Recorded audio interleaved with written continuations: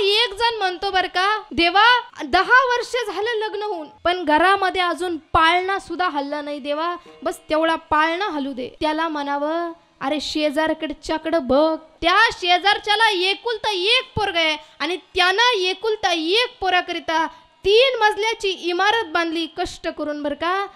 आणि त्या एकुलता एक पोरानं भर समाजामध्ये तो बाप कंबरड्यात लात घालून घराच्या बाहेर काढला. त्याच्याकडे बघ आणि त्याच्याकडे बघितल्यानंतर तुला वाटेल देवा मला एकही नाही दिलं ना, याच्यातच समाधान आहे. चित्त असू द्यावे समाधान. एक बाई अशीच दवाखान्यामध्ये गेली बर का. डॉक्टरने स्टेटोस्कोप काढला, स्टेटोस्कोप लावला आणि अर्ध्या तासानं तपासून डॉक्टरने विचारलं, बाई तुम्हाला नेमकं होतंय काय? बाई म्हणली, अरे मग मुडद्या तुझ्याकडे कशाला आले? अहो पण बाई नक्की होतंय काय? अरे म्हणली, माझ्या पोटात दुखतंय. तुझ्या पोटात दुखतंय? बाई मग तुम्हाला इंजेक्शन देऊ का?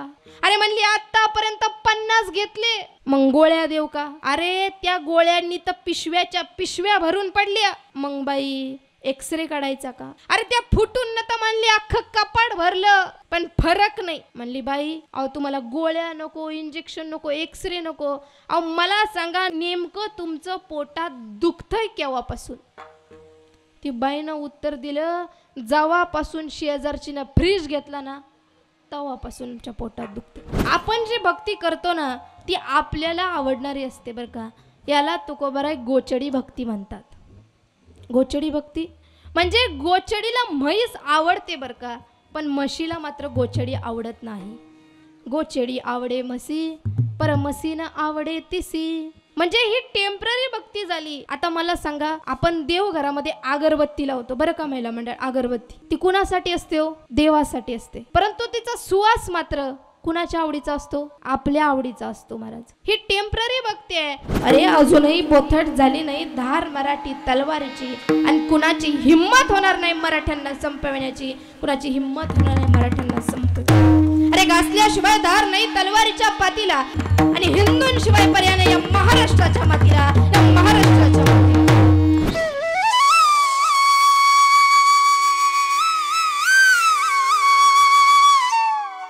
हे चिथोर भक्ती आवडिते देवा, हे चिथोर भक्ती आवडिते देवा, संकल्पावी माया संसाराची, ठेविले अनंते तैसेची राहावे, ठेविले अनंते तैसेची राहावे, चित्ते असू द्यावे समाधान. वाहिल्या उद्वेग दुःखची केवळ, वाहिल्या उद्वेग दुःखची केवळ, भोगने ते फळ संचिताचे, ठेविले अनंते तैसेची राहावे, चित्ते असू द्यावे समाधान. तुका मने घालू तयावरी भार, तुका मने घालू तयावरी भार, वाहू हा संसार देवा पायी, ठेविले अनंते तैसेची राहावे, चित्ते असू द्यावे समाधान. बरं का, ज्यांनी जीवनामध्ये केला नव्हता कधी भजनाचा आळस, लक्षपूर्वक ऐका, ज्यांनी जीवनामध्ये केला नव्हता कधी भजनाचा आळस, म्हणून तर झाले वारकरी संप्रदायाचे आद्य कळस. असे देहू निवासी जगद्गुरु जगदमान्य श्रीमंत संत श्रेष्ठ तुकोबाराय यांचा 4 चरणाचा आपल्या सर्वांच्या परिचयाचा भक्तिपर प्रकरणातील आहे विठ्ठल. आजच्या अभंगामध्ये तुकोबाराय जी देवाला आवडते ना बरं का मंडळी, जी देवाला आवडते ती भक्ती करायचं असं म्हणतात. ही जथोर भक्ती आवडते देवा. कोणती भक्ती आवडते मग देवाला? आता कुणी गळ्यामध्ये तुळशीची माळ घातली, कपाळावरती गंध लावला, खांद्यावरती बगवी पताका घेतली, म्हणजे तो वारकरी झाला, बरोबर ना? कोणी गळ्यामध्ये तुळशीची माळ घातली, कपाळावरती गंध लावला, खांद्यावरती बगवी पताका घेतली, म्हणजे तो वारकरी झाला, पण परमार्थिक नाही झाला बरं का. कारण त्याला जर विचारलं ना बाबा की तू माळ घातलीस, तू भजन करतो, पण तू का करतोस, तर त्याचं उत्तर येतं, माझ्या बापजाद्यांनी भजन केलं, माझ्या मागच्या पिढीनं भजन केलं ना, म्हणून मी करतो, नाहीतर मला आवड नाही. म्हणजे आम्ही भजन का करतो, आम्ही भक्ती का करतो, तर आमच्या मागच्या पिढीनं, आमच्या बाप दाद्यांनी केलं ना, म्हणून आम्ही करतो. पण तुकोबाराय तर म्हणतात देवानं आपल्याला हा देहच मुळात भजनाकरिता दिलाय. मग जर हा देह देवाने भगवंताकरिता दिलाय आणि आपण भजन का करतो याचं उत्तर तर माझ्या बाप दाद्यांनी केलं येतं, म्हणजे तो करतो म्हणून मी करतो. ही आपली टेम्पररी सेवा झाली बरं का. एकदा एक मुलगी, गावाकडची मुलगी नाण्याकरिता शहरी मुंबई सारख्या शहरी भागामध्ये दिली जाते. बरं बरीच वर्ष निघून जातात. आता तो पूर्वीचा काळ होता महाराज. बरीच वर्ष निघून गेली आणि आईनं गावाकडून तार पटवली, ताई अगं बरीच वर्ष झालं ताई तू गावाकडं आली नाहीस, एकदा तू गावाकडे येऊन जा. बरीच वर्ष होऊन गेली ताई. महाराज जसं पत्र मुलीला गेलं, मुलीनं पत्र वाचलं आणि दुसऱ्या दिवशी निघाली गावाकडं आली. जसं गावाकडं आली बरं त्या सासूला जावयाला आणि मुलीला पाहून काय सांगू महाराज, तिला काय करावं ते सुचेनाच. नुसतं काय करू बाई जावयाला, काय करू बाई जावयाला, काय करू बाई जावयाला, काय करू बाई जावयाला, काय करू बाई जावयाला. तिला काही सुचेनाच महाराज काय करावं. आमचे वैकुंठवासी मामासाहेब दांडेकर सांगतात बरं का, वारकरी संप्रदायामधील फार मोठे रत्न होते. आमचे वैकुंठवासी मामासाहेब दांडेकर सांगायचे, जावई म्हणजे सासूबाईचं सगुण प्रब्रह्म असतं. घालिंग लोटंगण वंदीन चरण आणि डोळ्यानं पाहिनं जावयाला. बरं का महिला मंडळ, देवाला नाही बरं का.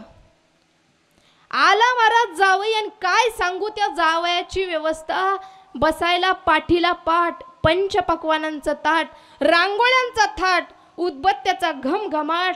काय सांगावं ते महाराज जेवण. साधी पोळी काय, शेंगपोळी काय, पुरणपोळी काय, ज्वारी बाजरीच्या भाकरी काय, आळू कोशिंबिरीच्या वड्या काय, कोशिंबीर काय, कोथिंबिरीच्या वड्या काय, वरण भात काय, त्यावर तुपाची धार काय, शेपूची भाजी काय, मेथीची भाजी काय, कुरडई काय, पापडी काय, भजी काय. हा तोंडाला पाणी सुटून देऊ नका बरं. आणि बसला जावई जेवायला. एवढं जेवण केलं आणि बसला जावई जेवायला, तितक्यात दार वाजलं. कोण? आजी पोस्टमन आला, पोस्टमन. म्हातारी गेली महाराज, पत्र घेऊन आली आणि ते पत्र जावयाच्या हातात दिलं. जावयाच्या हातात पत्र दिलं. 2 ओळी जावयानं वाचल्या महाराज, लागला ना जावई रडायला. जावयाला कळे ना, सासूला कळे ना का रडत असेल. ती म्हणली नक्की काहीतरी घडलं असेल. इतक्या वेळ तर जावई बापू ठीक होते. म्हणून तिने विचारलं, काय झालं जावई बापू. म्हटले काही नाही. असं विचारलं ना काय झालं, आणखी लागला जावई बापू रडायला. तिला वाटलं नक्कीच काहीतरी मोठं झालं असेल, त्याच्याशिवाय जावई बापू रडणार नाही, बरोबर ना. म्हणून महाराज तीही लागली रडायला. तिचा आवाज ऐकून तिची लेक हजर झाली, तीही लागली रडायला. ती म्हणली नक्कीच काहीतरी मोठं घडलं असेल, कारण माझी आई रडते. या तिघांचा आवाज ऐकून शेजारची हजर झाली बरं का. शेजारची नाही लागली रडायला. म्हटली नक्कीच काहीतरी मोठं घडलं असेल, बरोबर ना. त्यांचा आवाज ऐकून त्यांची शेजारी आली, तीही लागली रडायला. असं करता करता अख्खं घर भरलं, अंगण भरलं. लोकांची संख्या महाराज वाढतच गेली. आणि त्यावेळी महाराज तिथं आमच्या कांचन बाबांसारखे, नितीन कड बाबा महाराजांसारखे 2-3 जाणकार गेले बरं का. आणि विचारलं काय झालं, का रडता. शेजारच्या बाईला विचारलं काय झालं. तिनं रडून रडून सांगितलं, मला नाही माहित, माझ्या पुढची रडते ना म्हणून मी रडते. असं तिच्या पुढचीला विचारलं, बाई तू का रडतेस. तिनं इवळून इवळून सांगितलं, मला नाही माहित बाबा, माझ्या पुढची रडते ना म्हणून मी रडते. आता पुढचीला विचारलं, बाई तू का रडते. ती म्हणली माझी शेजारीण रडते ना म्हणून मी रडते. आता शेजारचीला विचारलं, बाई तू का रडते. शेजारची म्हणाली माझी शेजारीण रडते ना म्हणून मी रडते. पुन्हा शेजारचीला विचारलं, बाई तू का रडते. ती म्हणली माझी लेक रडते ना म्हणून मी रडते. आता लेकीला विचारलं, बाई तू का रडते? ती म्हणते माझी आई रडते ना म्हणून मी रडते. आता आईला विचारलं, आई तुम्ही का रडता? त्यावेळी ती म्हणली मला नाही माहीत, माझे जावई बापू रडतात ना म्हणून मी रडते. आता जावयाला विचारलं, बाबा अरे तू का रडतोस? त्यावेळी जावयानं उत्तर दिलं बरं का, मला वाचताच येत नाही ना म्हणून मी रडतो. या दृष्टांतासारखी आपली तऱ्हा आहे बरं का. आपण भजन का करतो? इथं होतो आपण. तू भजन का करतोस? तर माझ्या बापजाद्यांनी भजन केलं, माझ्या वडिलांनी भजन केलं म्हणून मी करतो, नाहीतर मला काही आवड नाही. आपली भक्ती महाराज वारानुसार बदलत राहते बरं का. परंतु तुकोबाराय म्हणतात आपुला तो एक देव करून घ्यावा बरं का. आपुला तो एक देव करून घ्यावा, आपुला तू एक देव करून घ्यावा, आपुला तो एक देव करून घ्यावा, आपुला तो एक देव करून घ्यावा. तेने बिना जीवास खेन, तेने बिना जीवा सुखानो जे रती माझी के दुःखाची जनाती, रती माझी के दुःखाची जना. तेने बिन जीवा सुख नो है, तेने बिन जीवा सुख नो है, रती माझी के दुःखाची जनीती, रती माई के दुःखाची जनाती. आपली भक्ती कशी आहे? तुकोबाराय म्हणतात आपुला तो एक देव करून घ्यावा. आपली भक्ती कशी आहे महाराज? आपण वारानुसार बदलत राहतो भक्ती, बरोबर. सोमवार आला की आपण महादेवाला जातो, मंगळवार आला की आपण देवाला जातो, मंगळवार आला की आपण देवीला जातो, बुधवार आला की आपण पांडुरंगाला जातो, गुरुवार आला की आपण दत्त महाराजांना जातो, शुक्रवार आला की पुन्हा देवीला जातो, शनिवार आला की मारुतीरायांना जातो, आणि रविवार आला की आपण खंडेरायाची वारी करतो. नगराबारी सावध होंडी भजनी लागा तब करा कई बारी माझा हरी माझा मल्हारी जिवारी मल्हारी जिवारी माझा मल्हारी जिवारी मल्हारी जिवारी. मागे सोहम मागे प्रेम नगरावारी सावध होणे भजनी लागा देव करा कैवारी. माझ्या माझ्या मल्हारीची वारी मल्हारीची वारी, माझ्या मल्हारीची वारी मल्हारीची वारी. अहम वाचा सोम वाचा तुम नगराबारी सावध होंडी भजनी लागा देव करा कई बारी माझा माझा. अरे मल्हारीची वारी मल्हारीची वारी माझा मल्हारीची वारी मल्हारीची वारी. माझ्या मल्हारीची वारी मल्हारीची वारी, माझा मल्हारीची वारी मल्हारीची वारी. माझ्या मल्हारीची वारी माझ्या मल्हारीची वारी. वा वा वा, ही आपली भक्ती झाली बरं का. आपण वारानुसार बदलतो. तुकोबाराय याला टेम्पररी भक्ती म्हणतात. परंतु तुकोबाराय म्हणतात ही टेम्पररी भक्ती करण्यापेक्षा आणि आपल्याला काय आवडतं याच्यापेक्षा देवाला काय आवडतं ही भक्ती जर केली ना तरच आपला परमार्थ फलद्रूप होतो, तरच आपला परमार्थ सफल होतो. मग एका साधकाने तुकोबारायांना विचारलं, म्हणले तुकोबाराय तुम्ही म्हणता की देवाला आवडते ती भक्ती केल्यानं परमार्थ सफल होतो, परमार्थ फलद्रूप होतो, तर मग कशी भक्ती आवडते होते देवाला? तुम्हालाही प्रश्न पडला असेल कशी भक्ती आवडते ते देवाला की ज्यानं परमार्थ सफल होतो. तर तुकोबाराय गोड उत्तर देतात बरं का.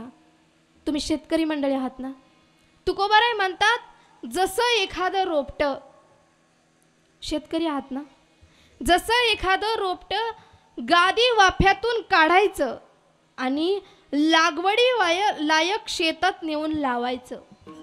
अगदी तसंच संसारावरचं थोडंसं प्रेम काढायचं आणि आपल्या भगवंतावरती समर्पित करायचं.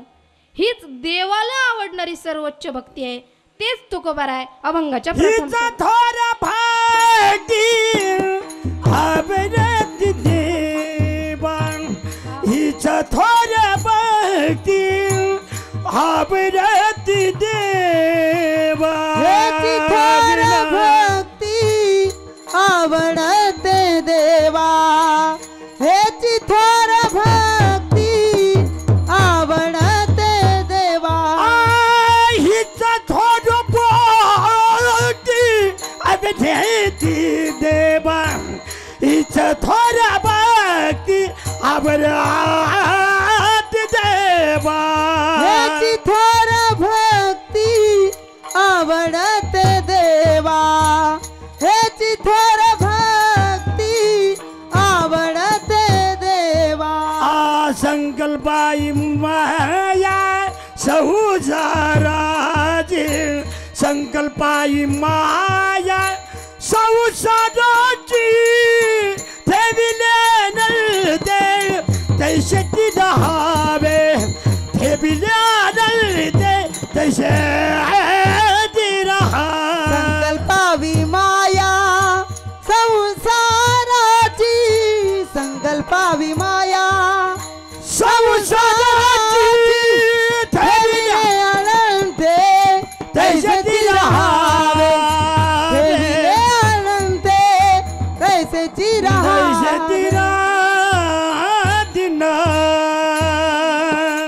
हे चिथोर भक्ती आवडते देवा, संकल्पावी माया संसाराची. हीच थोर भक्ती आहे बर का, जी देवाला आवडते. आपण जी भक्ती करतो ना ती आपल्याला आवडणारी असते बर का. याला तुकोबाराय गोचडी भक्ती म्हणतात. गोचडी भक्ती म्हणजे गोचडीला म्हैस आवडते बर का, पण म्हशीला मात्र गोचडी आवडत नाही. गोचडी आवडे म्हशी, पर म्हशीनं आवडे तिसी. म्हणजे ही टेम्पररी भक्ती झाली. आता मला सांगा, आपण देवघरामध्ये अगरबत्ती लावतो बरं का महिला मंडळ. अगरबत्ती ती कुणासाठी असते हो? देवासाठी असते. परंतु तिचा सुवास मात्र कुणाच्या आवडीचा असतो? आपल्या आवडीचा असतो महाराज. ही टेम्पररी भक्ती आहे. मग भक्ती कशी करायची याचं उदाहरण तुकोबाराय रामायणामधील एका सुंदर प्रसंगात सांगतात. रामायणामध्ये एक सुंदर प्रसंग आहे, आपल्याला माहीत असेल बर का. भिल्ल समाजामध्ये जन्माला आलेली शबर राजाची कन्या शबरी. आपल्याला प्रसंग माहीतही असेल कदाचित. शबर राजाची कन्या शबरी महाराज, त्या काळामध्ये फार लवकर विवाह व्हायचे बरं का.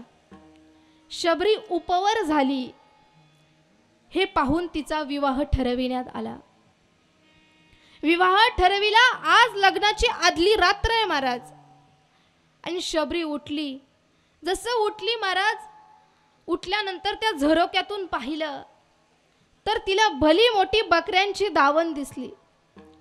ती दावण शबरीनं पाहिली आणि मनामध्ये विचार आला की जर माझ्या जाण्यानं, जर माझ्या लग्न करण्यानं जर या बकऱ्यांचा प्राण जाणार असेल तर मी लग्नच का करावं.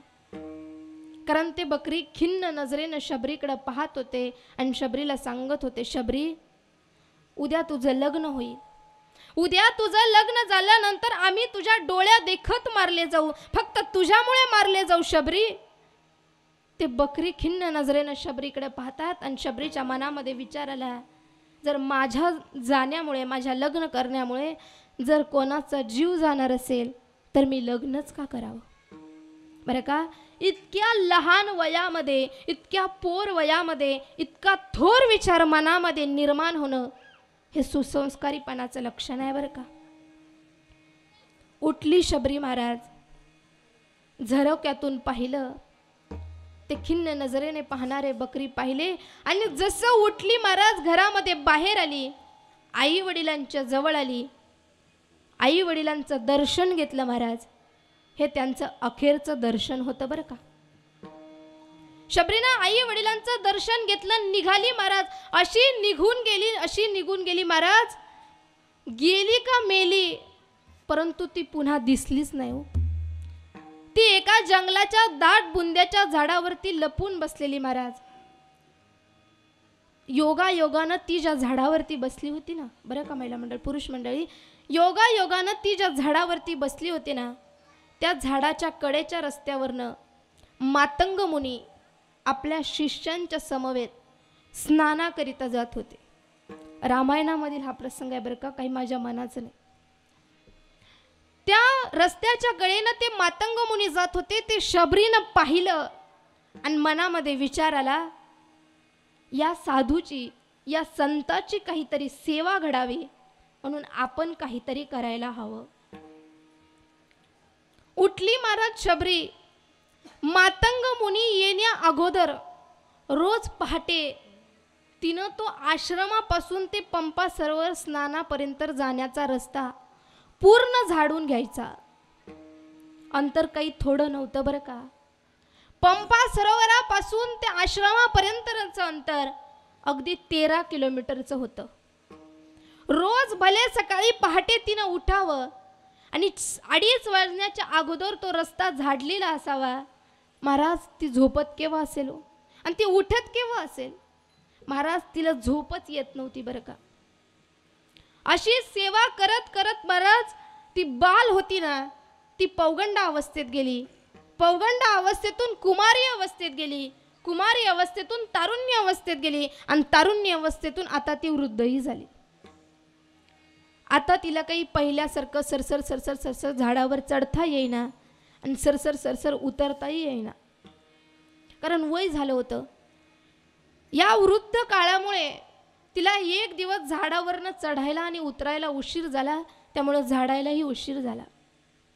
तिचं झाडणं महाराज सुरू आहे. भले पहाटेची वेळ आहे. शिष्यमंडळी आपल्या स्नानासोबत मातंग मुनी आपल्या शिष्यांसमवेत स्नानाकरिता पंपा सरोवराच्या दिशेनं चाललेत.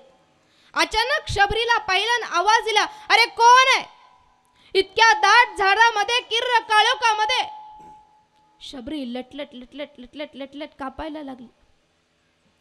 काय झाली असेल महाराज त्या शबरीची अवस्था, काय झाली असेल? अरे कोण आहेस तू आणि काय करतेस इतक्या रात्री, इतक्या दाट झाडामध्ये, दाट जंगलामध्ये, भयान काळोखात काय करतेस तू? शबरी महाराज लटलट लटलट कापायला लागली. सांगितलं, अधम ते अधममय गुरुदेव, मी एक नारी हूं. मग तू काय करतेस या रस्त्यावर? गुरुदेव, तुमची सेवा व्हावी म्हणून मी रोज हा रस्ता झाडण्याचं काम करते. पण तू का केलंस? गुरुदेव, तुमची सेवा घडावी म्हणून केलंस. त्यावेळी महाराज शिष्य मंडळी रागवले, म्हटले चला इथून थांबायचं नाही, इथून जायचं. त्यावेळी महाराज शिष्य मंडळी म्हणतात, गुरुदेव अहो तुम्ही हिला शिक्षा करा. ही शूद्र समाजामध्ये जन्माला आलेली एक स्त्री आहे, तुम्ही हिला शिक्षा करा. गुरुदेव म्हणतात, हिला शिक्षा एकच आहे, हिनं आपलं भगवत प्राप्तीचं देह आपल्या आश्रमामध्ये येऊन पूर्ण करावं. जसं म्हटले ना, आपल्या आश्रमामध्ये यावं. शिष्यमंडळी रागवली.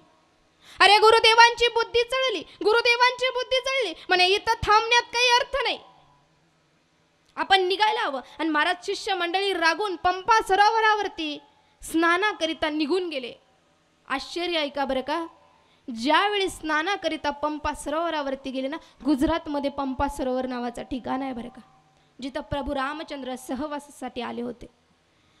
त्या पंपा सरोवरावरती महाराज जसं शिष्य मंडळी गेले, त्यावेळी त्या सरोवरामध्ये पाणी नव्हतं महाराज, रक्त होतं बरं का, रक्त, सगळं रक्त होतं. जसं शिष्य मंडळींना पाहिलं, पळतच सुटले महाराज माघारी. गुरुदेव गुरुदेव गुरुदेव, सरोवरामध्ये पाणी नाही, पाणी, रक्त आहे, रक्त. त्यावेळी गुरुदेव म्हणाले, अरे तुम्ही आता जिचा शूद्र समजून अपमान केलात ना, जिला तुम्ही शूद्र स्त्री म्हणून जिचा अपमानित केलं, तिच्या तुम्ही डाव्या पायाच्या अंगठ्याचं तीर्थ घ्या आणि त्या सरोवरामध्ये नेऊन टाका, ते पूर्ववत होईल. आश्चर्य घडलं महाराज. शबरीच्या डाव्या पायाच्या अंगठ्याचं तीर्थ घेतलं आणि त्या सरोवरामध्ये नेऊन टाकलं. ते सरोवर महाराज पूर्ववत झालं. ही संतांच्या चरण तीर्थातली ताकद आहे बरं का. संतांच्या चरण तीर्थात इतकी मोठी ताकद आहे महाराज. शंकर सांगे ऋषी जवळी, सकळ तीर्थे माध्यान काळी, येती पुंडलिका जवळी, करती अंघोळ्या वंदिती चरण रज. इतका संतांचं चरण श्रेष्ठ आहे महाराज. नो हे हा सामान्य महिमा संताचा, नैवेद्य हातीचा मूर्ती जेवी. महाराज शबरी आपली सेवा करत करत करत महाराज इतकी सेवा करत होती. आणि एक दिवशीचा प्रसंग होता बरं का. शबरीला बोलावून मातंग मुनींनी सांगितलं, शबरी आता मला जाण्याची वेळ आली, पण जाता जाता सांगतो तुला, या जगाचा कर्तुम अकर्तुम शक्ती असणारा दशरथी राम एक ना एक दिवस तुला भेटायला येईल. फक्त सांगितलं होतं. आणि ज्यावेळी सांगितलं होतं ना महाराज, त्यावेळी प्रभू रामचंद्रांचा जन्म सुद्धा झाला नव्हता बरं का. ज्यावेळी सांगितलं होतं भेटायला येतील, फक्त सांगितलं होतं की भेटायला येतील, पण कधी येतील, केव्हा येतील, कुठे येतील, कसे येतील, कोणत्या वारी येतील, कोणत्या तिथीला येतील, किती वाजता येतील, काही सांगितलं नव्हतं बरं का. फक्त येतील इतकंच सांगितलं होतं. इतकी वाट पाहिली महाराज, इतकी वाट पाहिली. दिवसभर भगवंताचं नामस्मरण करायची, दिवसभर तिचं श्रीराम जयराम श्रीराम जयराम सुरू असायचं महाराज. दिवसभर भगवंताचं नामस्मरण करायचं, भगवंतासाठी बोरं गोळा करून ठेवायची, भगवंताची वाट पाहायची. आत्ता माझे राम येतील, आत्ता या क्षणी माझे प्रभू रामचंद्र येतील.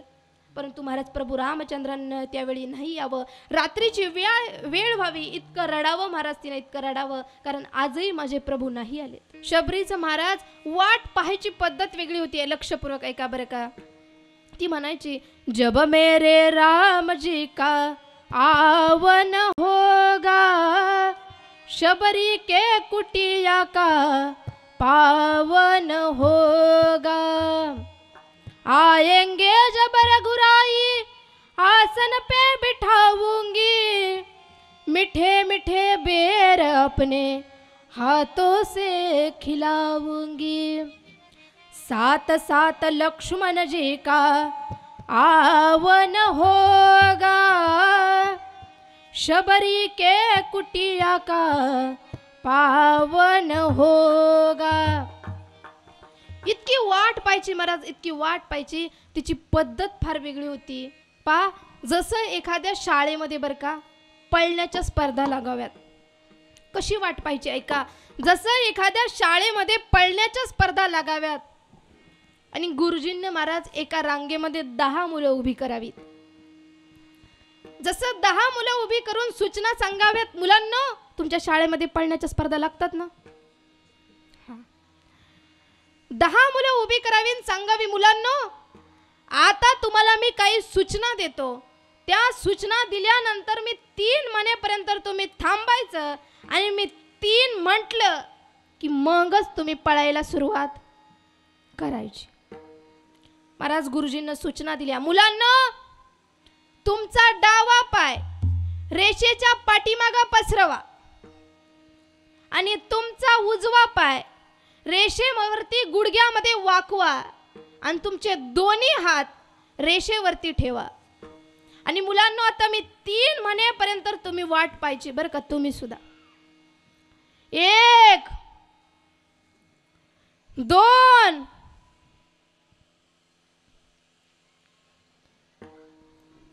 आता तुम्ही काय केलं, मी 3 कधी म्हणते याची वाट पाहिली. अगदी तसंच शबरी वाट पाहायची. आज माझे राम येतील, उद्या माझे राम येतील, कधी माझे राम येतील महाराज शबरी वाट पाहत राहायची. आणि महाराज हीच शबरीची भक्ती एक दिवस पूर्णत्वाला जाऊन पोहोचली. आणि गुजरातमध्ये महाराज सीतामाईचा शोध घेत असताना प्रभू गुजरातमध्ये आलेत. अचानक प्रभू रामचंद्राचे पाय पंपा सरोवराच्या दिशेने ओढायला लागलेत. लक्ष्मणानं धनुष्यानं बाण लावला. तितक्यात प्रभू रामचंद्र म्हणतात, थांब लक्ष्मणा, अरे माझे पाय ओढण्याची ताकद कोणाच्या राक्षसात नाही, तर ती फक्त भक्ताच्या भक्तीत आहे. ता म्हटले चल त्या दिशेनं, आणि निघाले महाराज. प्रभू रामचंद्र शबरी मातेच्या दिशेनं आश्रमामध्ये आले महाराज. शबरीच्या पर्णकुटीमध्ये आले. शबरीनं प्रभू रामचंद्रांना पाहिलं महाराज, आणि रडायलाच लागली. इतकी रडायला लागली महाराज, इतकी रडायला लागली जसं भगवंताला पाहिलं आणि सगळं काही विसरूनच गेली. सगळं काही करून ठेवलं होतं भगवंतासाठी महाराज. बोरं गोळा करून ठेवली होती, फुलं सजून ठेवली होती, पण सगळं काही विसरून गेली. असं म्हणतात कि शबरीच्या घरामध्ये बरं का, शबरी के घर में भगवान के चरण धोने के लिए कोई पात्र नहीं था. असं म्हणतात कि शबरी के घर में भगवान के चरण धोने के लिए कोई पात्र नहीं था. हमारे घर में पात्र तो बहुत है, लेकिन पात्रता नहीं है. महाराज पाहिलं शबरीनं भगवंताला आणि सगळं काही विसरून गेली महाराज. हीच शबरीची भक्ती तुकोबारायांना पाहिली, आणि मग तुकोबारायांना म्हणावं लागलं, हेची थोर भक्ती आवडते देवा, संकल्पावी माया संसाराची. हीच थोर भक्ती आहे बरं का, जी शबरीनं केली, जी देवाला आवडते. देवाला आवडते ती भक्ती करायची. मग साधकानं विचारलं, म्हटले तुकोबाराय तुम्ही म्हणता की जी देवाला आवडते ती भक्ती केल्यानंतर तीच देवाला आवडते, आणि ती भक्ती केल्यानंतर आपला परमार्थ फलद्रूप होतो. मग जर देवाला जी भक्ती आवडते ती करायची म्हटलं तर आमच्या संसाराकडे दुर्लक्षच की हो, बरोबर ना. तुकोबारायांना त्या साधकाला गोड उत्तर दिलं. म्हटले संसार करावाच लागत नाही, संसार आपोआप होत असतो. संसार आपोआप होत असतो, करावा लागतो तो परमार्थ.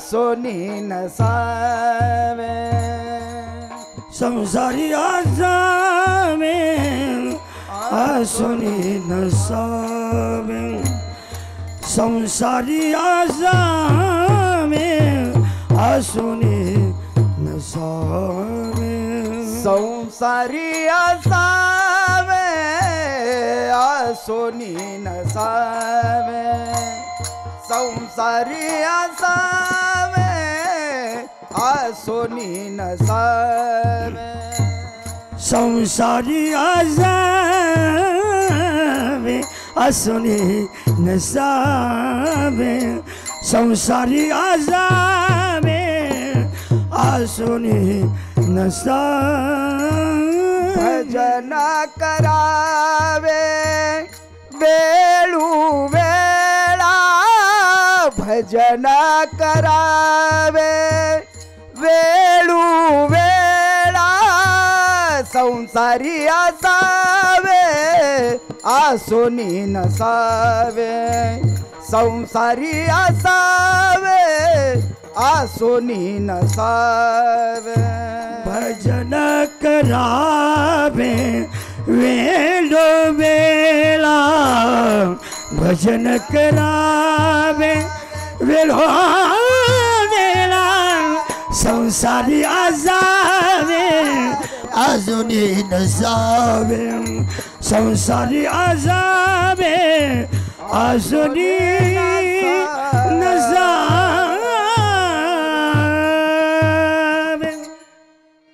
संसारी असावे असोनी नसावे, भजन करा रे सावकाश. महाराज संसार करावाच लागत नाही तुकोबाराय म्हणतात, कारण तो आपोआप होत असतो. प्रपंच आपोआप होत असतो, करावा लागतो तो परमार्थ आहे, आणि तो आपल्याला याच जीवनामध्ये येऊन पूर्ण करायचा आहे. परमार्थ आपल्याला याच जीवनामध्ये येऊन पूर्ण करायचा आहे, कारण प्रपंच आपोआप होत असतो. हिंदीत एक म्हण आहे बरं का, समय से पहले और प्रारब्ध से अधिक किसी को कुछ नहीं मिलता. समय से पहले और प्रारब्ध से अधिक किसी को कुछ नहीं मिलता. भाकरी सुद्धा मिळत नाही महाराज. जर रानातून तापून नवरा आला ना, रानातून तापून, तर महाराज भूक लागल्यावर राग काढतो बायकोवरती. अगं दिवसभर रानामध्ये मी कष्ट केलं, उन्हातानामध्ये मी रानात काम करतो, अगं उन्हातानानं तापलो मी, कधी स्वयंपाक होणार. ती बायको म्हणते तुम्ही कितीही तापला ना तरी तवा तापल्याशिवाय काही भाकरी होणार. मग संसार करावाच लागत नाही महाराज, संसार आपोआप होत असतो. जितकं आपल्या नशिबात आहे ना तितकंच आपल्याला मिळणार आहे असा विचार करून आपल्याला संसार करायचा आहे आणि असं विचार करून आपल्याला राहायचं आहे. हेच तुकोबा या अभंगाच्या दुसऱ्या चरणात सांगतात. ठेविले अनंते तैसे चिरावे, ठेविले अनंते तैसे चिरावे, ठेविले अनंते तैसे चिरावे, ठेविले अनंते तैसे चिरावे, ठेविले अनंते तैसे चिरावे, ठेविले अनंते तैसे चिरावे, ठेविले अनंते तैसे चिरावे, ठेविले अनंते तैसे चिरावे, ठेविले अनंते तैसे चिरावे, चित्त सुद्यावे समाधान, ठेविले अनंते तैसे चिरावे, ठेविले अनंते तैसे चिरावे, ठेविले अनंते तैसे चिरावे, ठेविले अनंते तैसे चिरावे, चिरावे, चिरावे. ठेविले अनंते तैसेची राहावे, चित्त असू द्यावे समाधान. जसं देव ठेवेल ना महाराज तसं आपल्याला राहायचंय. राहतातच बरं का महाराज माणसं, राहतातच. तरी सुद्धा अंड्यावर बसलेल्या कोंबडीसारखं कुरकुर कुरकुर कुरकुर करत राहतात ना, म्हणून पुढचा शब्द वापरला, चित्त असू द्यावे समाधान. पहा एक जण म्हणतो बरं का, देवा अरे 10 वर्ष झालं लग्न होऊन पण घरामध्ये अजून पाळणा सुद्धा हल्ला नाही. देवा बस तेवढा पाळणा हलू दे. त्याला म्हणावं, अरे शेजारकडच्याकडं बघ, त्या शेजारच्याकडं, त्या शेजारच्याला एकुलता एक पोरग आहे आणि त्यानं एकुलता एक पोराकरिता 3 मजल्याची इमारत बांधली कष्ट करून बरं का. आणि त्या एकुलता एक पोरानं भर समाजामध्ये तो बाप कंबरड्यात लात घालून घराच्या बाहेर काढला. त्याच्याकडं बघ आणि त्याच्याकडं बघितल्यानंतर तुला वाटेल देवा मला एकही नाही दिलं ना, याच्यातच समाधान आहे. चित्त असू द्यावे समाधान. याच्या पुढे एखादा म्हणतो बरं का, देवा अरे बघ ना समोरचा सायकलवर चालला, मला सायकल तरी मिळू दे. सायकलवाला म्हणतो देवा समोरचा दुचाकीवर चालला, मला दुचाकी मिळू दे. दुचाकीवाला म्हणतो समोरचा 4 चाकीवर चालला, मला 4 चाकी मिळू दे. 4 चाकीवाला म्हणतो देवा अरे समोरचा हेलिकॉप्टरने चालला, मला हेलिकॉप्टर मिळू दे. अरे पण त्या हेलिकॉप्टरने हवेत उडण्याची स्वप्न बाळगणाऱ्यांनी एकदा जरा पाठीमागे वळून पहा. हेलिकॉप्टरवाल्यानं 4 चाकीवाल्याकडे पहा, 4 चाकीवाल्यानं महाराज दुचाकीवाल्याकडे पहा, दुचाकीवाल्यानं सायकलवाल्याकडे पहा आणि सायकलवाल्यानं महाराज अनवाणी पायानं चालणारे एखाद्या व्यक्तीकडे पहा आणि देवाचे आभार माना. देवा अरे तुटकी का असे ना पण माझे पाय तर सुरक्षित आहेत ना. समाधान इथंच आहे महाराज. चित्त असू द्यावे समाधान.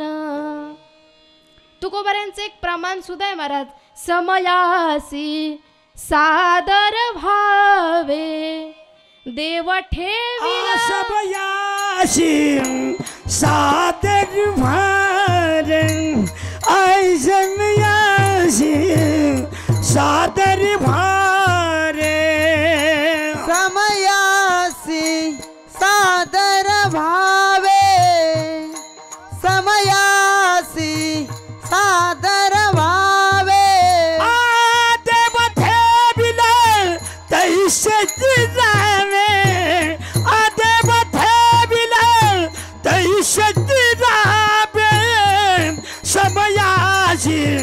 सादर भारे आज मयाशी सादर भारे देव ठेविल तैसेची राहावे देव ठेविल तैसेची राहावे समयाची सादर भावे समयासी सादर भावे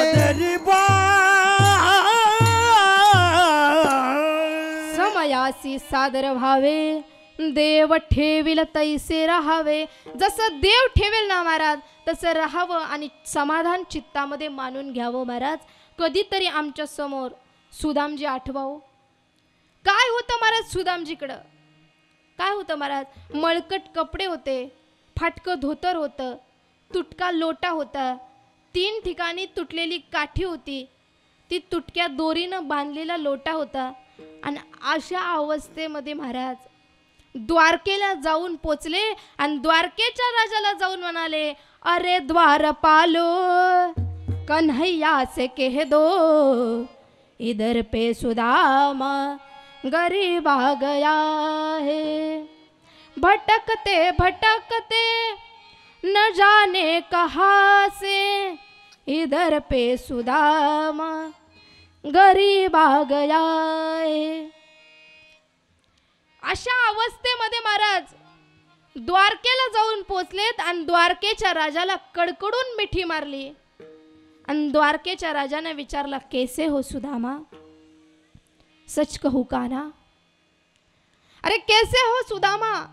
त्यावेळी सुदामजी उत्तर देतात, कैसे हो का ना? सुदामजी म्हणतात, सच कहू का ना?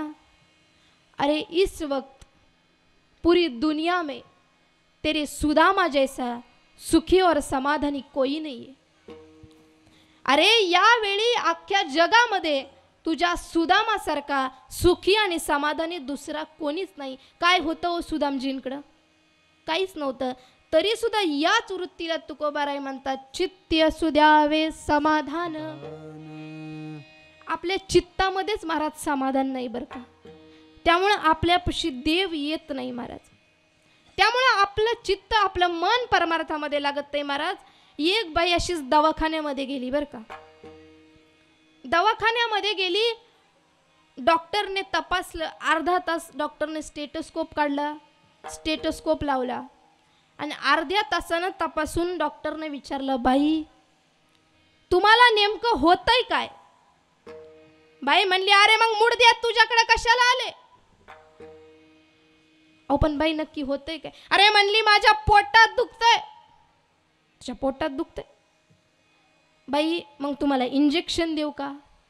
अरे म्हणली, आतापर्यंत 50 घेतले. मग गोळ्या देऊ का? अरे त्या गोळ्यांनी तर पिशव्याच्या पिशव्या भरून पडल्या. मग बाई एक्सरे काढायचा का? अरे त्या फुटून न तर म्हणली अख्खं कपाट भरलं पण फरक नाही. म्हणली, बाई अहो तुम्हाला गोळ्या नको, इंजेक्शन नको, एक्सरे नको. अहो मला सांगा नेमकं तुमचं पोटात दुखतंय केव्हापासून? ती बाईनं उत्तर दिलं, जेव्हापासून शेजारचीनं फ्रीज घेतला ना तेव्हापासून तुमच्या पोटात दुखतं. तुकोबाराय म्हणतात, याच वाईट विचारानं आपलं मन उद्विग्न होणार आहे आणि तेच मन दुःखाला कारणीभूत आहे. तेच तुकोबाराय अभंगाच्या 3ऱ्या उद्वेग दुःखाची केवळ वाहिल्या उद्वेग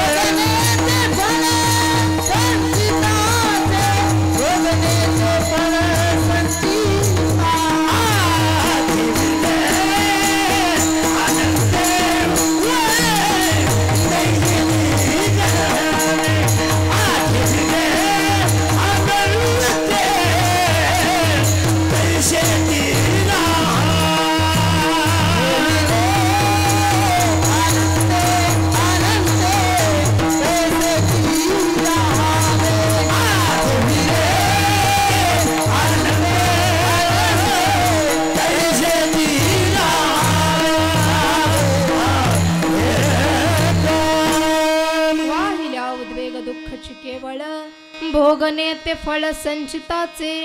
तुकोबाराय म्हणतात याच वाईट विचारानं आपलं मन उद्विग्न होईल, पण हे उद्विग्न मन होऊ न देता, कारण आपल्या प्रारब्धात जे आहे ना ते आपल्याला भोगावं लागणारच आहे महाराज. पहा, एकाच गुरुकडे शिकले होते महाराज कृष्ण आणि सुदाम, बरोबर ना? एकाच गुरुकडे शिकले होते सुदामजी आणि कृष्ण महाराज, परंतु कृष्णाच्या संचितानं महाराज तो द्वारकेचा राजा झाला. जर भगवान श्रीकृष्ण परमात्मा कधी बाहेर निघाले ना तर भालदार चोपदार ललकार्या देत होते. राजाधिराज श्रीमंत योगी श्री श्री श्री भगवान श्री कृष्णचंद्र प्रभाव प्रदार हे ललकार्या देत होते बर का. आणि जसे ललकार्या द्यायचे तेच सुदामजी महाराज एकाच गुरुकडे शिकले. जर सुदामजी घराच्या बाहेर पडले ना तर लोक महाराज दार लावून घेत होती. काकी आहे का शेळी पाकी असं म्हटल्यानंतर लोक दार लावून घ्यायची. याचा अर्थ महाराज कृष्णाच्या संचितानं तो द्वारकेचा राजा झाला आणि सुदामजीच्या संचितानं महाराज सुदामजी गरीब भिकारी झाले. आपल्या प्रारब्धात जेवढं आहे ना तेवढं आपल्याला भोगायला लागणार आहे. म्हणून तुकोबाराय म्हणतात भोगणे ते फळ संचिताचे.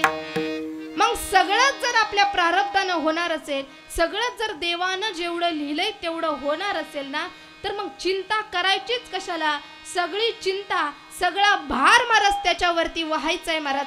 एकदा का त्याच्यावरती चिंता टाकली ना आपली सगळी चिंताच महाराज त्याच्यावरती असते. ते तुकोबाराय सांगतात महाराज तुका मने घालू तयावरी भार वाहुहा संसार देवा पायी. महाराज द्रौपदीने त्याच्यावरती भार वाहिला आणि त्याने चिंता केली महाराज. त्याने तिची चिंता वाहिली महाराज. ज्यावेळी द्रौपदीला भर सभेमध्ये दुःशासनानं ओढत आणलं होतं ना, केस धरून ओढत आणलं आणि द्रौपदी पाहू लागली आता मला कृपाचार्य न्याय देतील, आता मला न्यायाचार्य न्याय देतील, आता मला द्रोणाचार्य न्याय देते, परंतु कोणी सुद्धा न्याय दिला नाही महाराज. शेवटी तिने भगवंताला हाक मारली, भगवंतावरती भार टाकला आणि मग महाराज भगवंत तिच्या मदतीला. कोठे गुंतलासी द्वारकेच्या राया वेळ का सखया लावियेला. तुकोबाराय म्हणतात आपण सुद्धा तेच करायचंय, त्या भगवंतावरती भार घालायचाय. बाकी सगळी काही चिंता महाराज तोच करतो. हेच तुकोबाराय चौथ्या चरणात सांगतात. आपण भजन करू तयावरी भार तुकमन घालू तयावरी भार तुकमन घालू तयावरी तुकमन घालू तयावरी तुकमन घालू तयावरी घालू तयावरी भार तुकमन घालू तयावरी भार तुकमन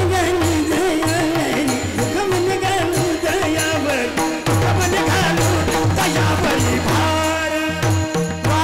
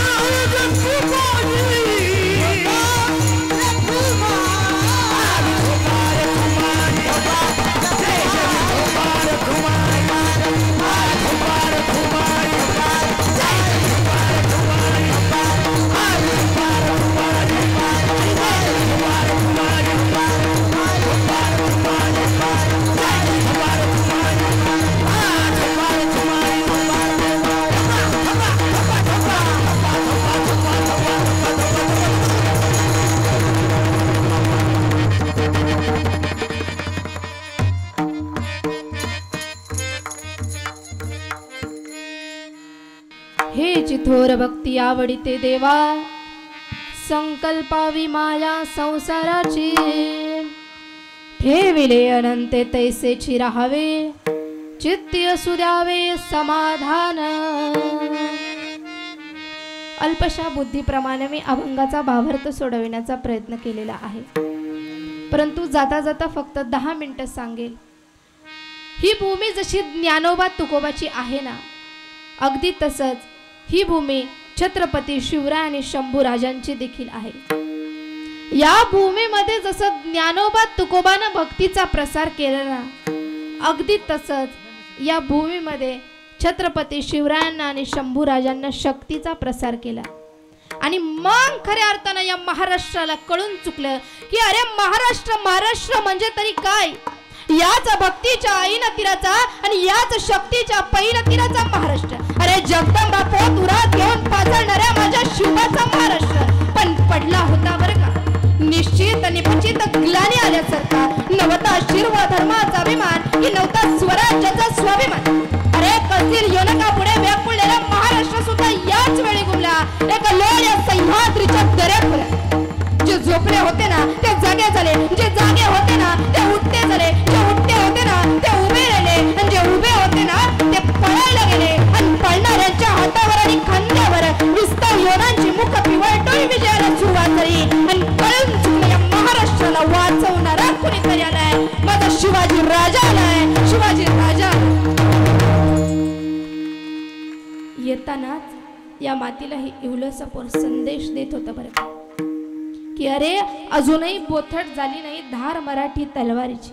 अरे अजूनही बोथट झाली नाही धार मराठी तलवारीची. आणि कुणाची हिम्मत होणार नाही मराठ्यांना संपविण्याची, कुणाची हिम्मत होणार नाही मराठ्यांना संपविण्याची. अरे घासल्याशिवाय धार नाही तलवारीच्या पातीला. अरे घासल्याशिवाय तलवार नाही या मराठीच्या मातीला. आणि हिंदूंशिवाय पर्याय नाही या महाराष्ट्राच्या मातीला, या महाराष्ट्राच्या मातीला. राजांनी अनेक निष्ठावंत मावळे कमवले, त्यातलाच एक मावळा आहे बरं का, हिरोजी इंदलकर. हिरोजी इंदलकर नावाचा राजांचा बांधकाम प्रमुख होता. रायगड सारखा किल्ला बांधण्याची जबाबदारी राजांना त्यांच्यावर सोपवली आणि राजे स्वारीवरती गेले. किल्ला निम्म्यापर्यंत बांधला आणि जवळचा पैसाच संपला महाराज. परंतु हिरोजीनं अपूर्व काम केलं बरं का. आपला राहता वाडा सगळी जमीन विकली आणि कुटुंब कबिला घेऊन रायगडावरती राहायला आला. ज्यावेळी अपूर्व काम केलं हे राजांना कळलं ना, त्यावेळी राजांना हिरोजीला विचारलं, हिरोजी अहो राजधानीचा गड तुम्ही बांधला, बोला हवं काय तुम्हाला. मान झुकून सांगितलं, राजा काय बी नको. नाही हिरोजी काहीतरी मागायलाच. त्यावेळी हिरोजीनं सांगितलं, राजा रायगडावरती आम्ही एक रायरेश्वराचं मंदिर बांधले. त्या रायरेश्वराच्या बस एका पायरीवर माझं नाव करण्याची अनुमती द्याल काय. राजांना कळे ना हे कसलं मागणं, कारण 7वा वेतन आयोग नाही मागितला, जहागिरी वतनदारी पाटील की महाजन की देशमुख की नाही मागितली. मागितलं ते काय, बस एका पायरीवर नाव करण्याची अनुमती. राजांना विचारलं, हिरोजी असं का. हिरोजीनं उत्तर दिलं, गोड उत्तर आहे, लक्षपूर्वक. एवढं उत्तर फक्त घरी घेऊन जा बरं का. जात राजा तुम्ही जेव्हा रायगडावर याल, राजा तुम्ही जेव्हा रायगडावर रायरेश्वराच्या दर्शनाला याल, तुमची पावली आपसोक एका एका एका पायरीवरती पडतील. तुमच्या पावलांची धूळ सतत माझ्या नामावरती अभिषेक करत राहील. मी पावन होईल राजा, मी पावन होईल. बस एवढी अनुभूती द्या. तो हिरोजी इंदलकर होता. म्हणून हे स्वराज्य आहे. आज प्रत्येक मराठ्यानं याच निष्ठेनं उभं राहिलं पाहिजे, कारण आम्ही एकत्र येणं आता काळाची गरज आहे. जे आपले हिंदू मोर्चे होत आहेत ना, त्यासाठी काळाची गरज आहे बरं का एकत्र येणं. पुरे विश्व में भगवा लहरा देते बरं का, पुरे विश्व में भगवा लहरा देते, एकता नयम हिंदू में. पूरे विश्व में भगवा लहरा देते, एकता नयम हिंदू में. वरना अयोध्या में क्या, पूरे पाकिस्तान में भी राम मंदिर बनवा देते, पूरे पाकिस्तान में भी राम मंदिर बनवा देते. असे राजांनी अनेक मावळे कमवले. ते मावळे होते म्हणून हे स्वराज्य आहे. असो, जे काही योग्य असेल ते माझे गुरुवर्य हरिभक्त पारायण गीतांजली ताई झेंडे आत्या, त्याचप्रमाणे बाबांचे आशीर्वाद असतील तुम्हा सर्व मंडळींचे आशीर्वाद असतील. झालेली सेवा भगवंताच्या चरणी माऊली श्री गुरु सोपान देवांच्या चरणी समर्पित करते आणि सेवेला पूर्णविराम देते.